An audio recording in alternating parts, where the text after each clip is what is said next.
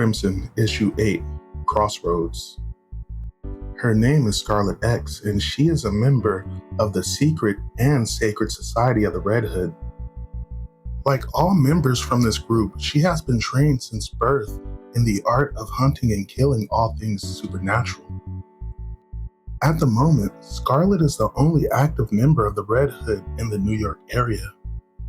Just weeks ago, many of her fellows were slaughtered by a pack of savage wolf children in service to a vampiric political conspiracy. Bizarre as it may sound, Scarlet has approached her task with deadly seriousness with very good cause. Among those killed by the beast was her lifelong partner and future mate, Luke. Scarlet has seen the man responsible for her brutal attacks slain, but her revenge remains incomplete so long as the animals still draw breath. Within moments, Scarlet expects to tie off the final loose ends of the thread. Her hunting skills are preternatural, beyond even the intense training she has received in her earliest days. Even beyond, perhaps, the others of her kind. Scarlet knows her prey, their scent, their markings, and they will not elude her. And she will not stop short of the creature's utter destruction. Her training requires it. Her heart demands it. Diables, arrestat. Sacrament. The beast will have escaped by now. Well, perhaps they haven't gotten far enough, though. Can it be that these creatures are mere dumb animals? Why are they standing there?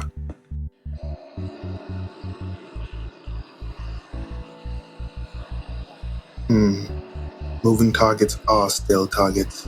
They are mine. Legend has it that creatures of the supernatural may not cross moving water. And even the sluggish East River flows enough to freeze these doomed beasts in their tracks.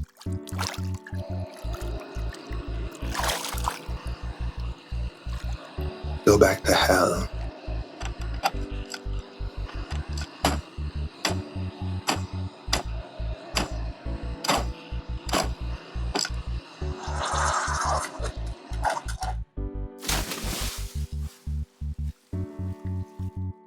The briefly churned water settles, and the last of the children of Judas sink to the bottom of the murky river. The beasts are finally extinct. They were mere children, but they're better off now. They did not choose their actions, but too many of those I love are dead because of them. May all of them rest in peace now. Ekimus. Interesting. What is this one doing here? Good evening, Mr. Elder. My name is Ekimus. I am the Gigari, a race of creature apart from humanity that are now extinct, save for me. It has fallen on me to keep watch over your son, Alex. We need to speak, sir. Though given your condition, perhaps I should say I need to speak with you. I would not have believed it possible, but I am plagued of late by pangs of conscience. This is something new. Guilt is exceedingly rare to me. And we Gigari have fought alongside Lucifer in his rebellion against heaven. Alex.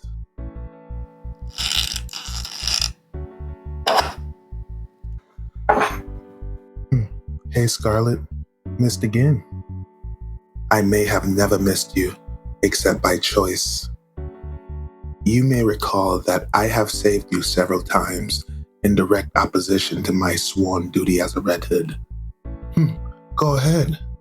Maybe you'd be doing me a favor. You sad little infant. Perhaps I should. We are supposed to eliminate all vampires. but none. I came to do you yet another favor.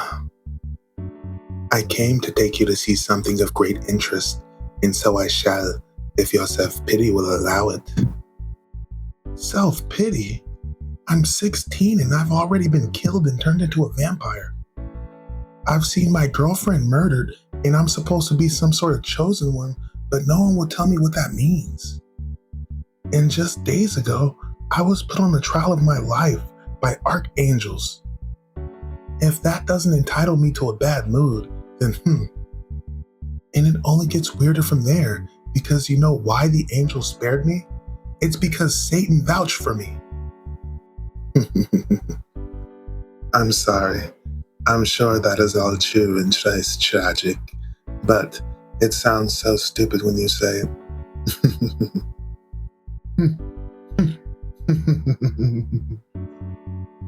Well, if your mood is lightning, perhaps we can go see my surprise. Lead on, but I doubt that anything can surprise me any longer.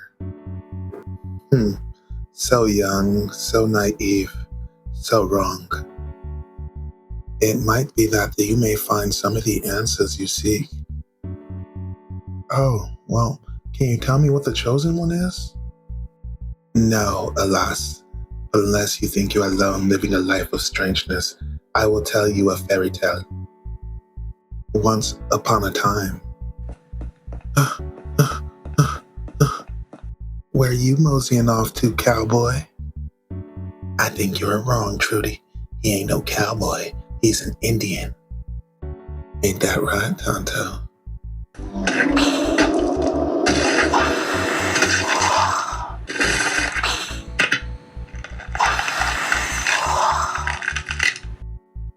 Some things are seldom what they appear to be. And Alex's strange fate is no different. I apologize for the absolute agony that your family must be in, experiencing the loss of your son. But believe me, Mr. Elder, sometimes not knowing is better than the truth. Your son has become a vital part of something almost too vast for even me to fully grasp. It's not overly melodramatic to say that Alex may well alter the fate of Earth itself. How absurdly grandiose that must sound. But to me, it is prosaic commonplace. I surrendered my claim to blissful ignorance in the war against heaven. Though I yearn beyond utterance for an end to my outer existence, it has proven as elusive as my redemption. My sins did not end with the expulsion from paradise a billion years ago. There was another exile. Her name was Liseth. And in seeking solace in our common fortunes, we brought forth a plague that may soon drain the world of its lifeblood. Liseth is mother of all vampires. Mr. and Mrs. Elder, God forgive me, but I am the father. But now the time has come for my cursed bloodline to terminate, and the time has come for Liseth's plan for vampiric domination to die, as well as her. This tale takes place several hundred years ago in Hamel, a small town in Alsace. It was here that we meet the first beautiful young entrepreneur named Maureen. She and her friends were in the comfort business, and the red hoods they wore were their sign of office, a way to ensure that the drunken fools did not force their crude lust upon the upright ladies of the town. Red had been the color of Maureen's occupation, and among her own, Maureen was royalty. Thus, it was only right that the strange nobleman would be drawn to her, much to her horror. All she knew at the time, however, was that a charming gentleman of obvious substance fancied her, and Marine had a very soft spot for handsome men. His carriage swept them away to his chalet, where they prepared to enjoy a mutual attraction. When it developed that this gentleman had a very specific and rarefied taste, Marine was unconcerned. She was, after all, an experienced professional who had seen everything. But she was very wrong. Some things no amount of experience can prepare you for.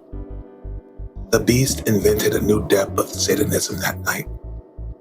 He brought the poor woman to the brink of death many times, but sustained her on razor's edge for hours. He did this to prolong his unholy pleasure, one supposes. George, is that enough ketchup? George?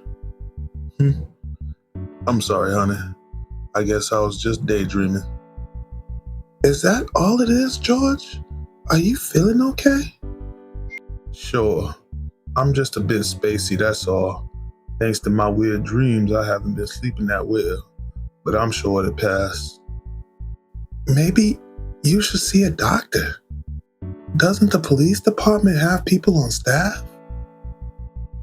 I don't need a doc. All evil must die. No more innocent blood will be shed. What the? Oh, Lord. I better go see a doctor. Yeah. Honey, please don't look at me like that. You know I'd never harm you or Andrew. Honestly, no. I don't know anything for sure anymore. I'll get help, and everything will be okay. Just trust me. How, George? Can't you see that nothing's gonna be okay? That everything's going to hell? No. No more weirdness, I promise.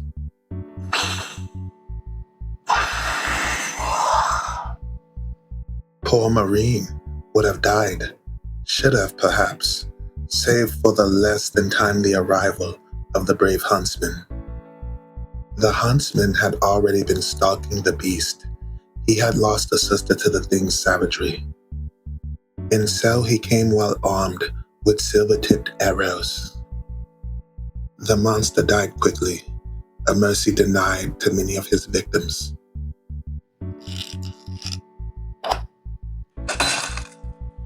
For all her dreadful injuries, a spark of life flickered tenaciously in Marine's breast.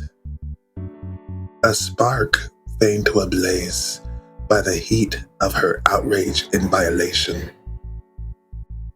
So time passed, and Marine healed as much as she could, but not nearly enough to return to her previous occupation.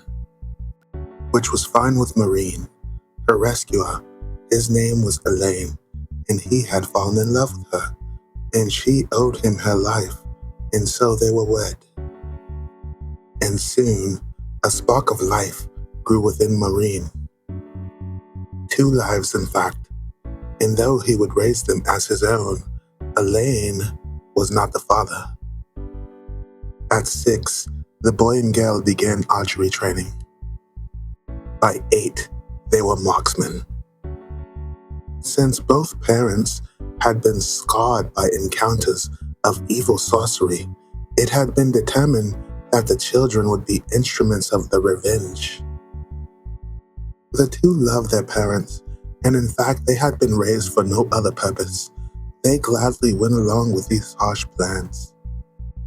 And with the approval of the local duke and the blessing of the bishop, the mission became official. And so was born the Order of the Red Hood, a name steeped in the shame of Marine's early life and her near death, but worn as a badge of honor. The children's names were Rogue and Escarlet Thibault. They were the first. Wait, Scarlet, I don't get it. That was you? Don't be ridiculous. That was 400 years ago. We observe, but we are not immortal. The family has kept the order alive all this time, and all the boys and girls are named after the forebearers in tribute. So you're stuck in the family business, huh? Bummer. It's no joke, Alex. It is a sacred duty and a matter of honor in our family. And though we cannot choose to pass this vocation by, it is one I most willingly pursue. I assume you might understand family obligations. I'm sorry, Scarlett. I appreciate you telling me this story to give my misery some context. But our lives aren't that similar, really. You may be born into a very weird job, but I've been turned into a monster and separated from my family. The first Scarlet and Rogue were offspring of Maureen and the beast that raped her. My bloodline is Lupe Garu, werewolf, and we all share that strain. At 13, we must all go through a ceremony of testing and sealing to make sure that the blood does not rule our lives. Over the course of countless generations, many have not survived the testing. The wolf blood burned too strongly in their veins. As for family, most of mine was slaughtered in Steinman's ambush last month, including the one I was supposed to marry, my beloved Luke. I lost the one I loved too. I guess we're more similar than I thought. I'm really sorry. Oh, Alex, I am so adrift. What am I to do now? I don't know. Sorry, Scarlett, my life is just as screwed up. Is this what you wanted to show me? The story of the Silver Seal? No. Look down there. The hospital where my father is? I don't get it. Am I supposed to go visit? Perhaps you should, Alex. It will be edifying. Goodbye, my friend. Who's visiting my dad? Ekimus. Freeze, police. Who dares intrude? Shut up and back off. It is him. Run, sisters. What the hell? George, it is you. How do you know my... Holy God. What are you? Doesn't matter. I have traveled a great distance to find you, Saint George. It is time for you to follow your dreams and live your legacy once more. What? Take this. The earth awaits. What's all this about? George, I called 911. Is he dead? Whoever he was. What's going on, George? I don't know. I don't understand anything, but I do suddenly know that I have to go away for a little while. What? No, you can't. I have to, dear. I don't think I have a choice. It may be the only way to settle all this weirdness we're going through. I don't know why, but something is calling me, urging me to go on some quest. Dad, I love you both, and I will be back, but I have to go. I had thought her gone for good, but now I know that Lisette has come back with a vengeance.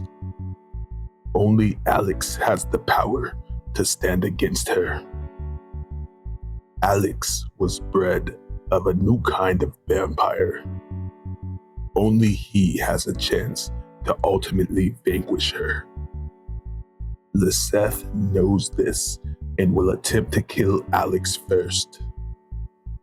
Perhaps Alex would have been better off if I would have not stopped Rose from destroying him. She would have never allowed him to rise as vampiric competition.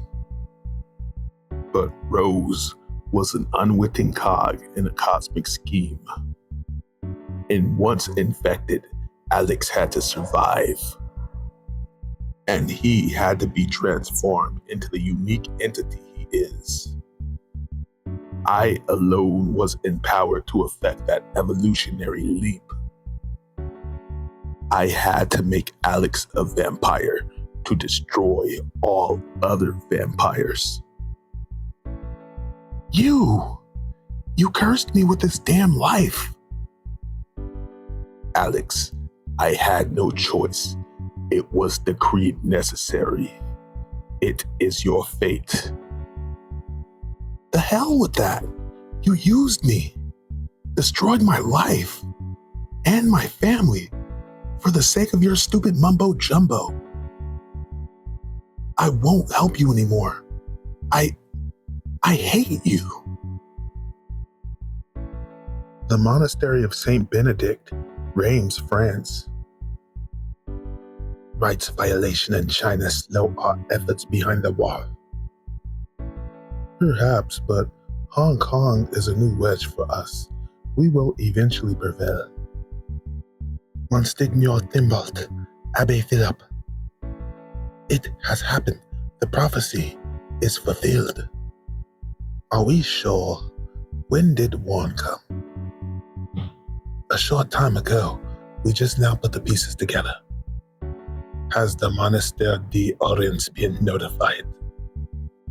He is on the way, Eminence. I hope this is not another mistake. Remember, we thought the time had come 35 years ago with the Cuban Missile Crisis. This is the real thing, brother. Be sure of that. As Master Templar, it is my duty to be certain. To be continued.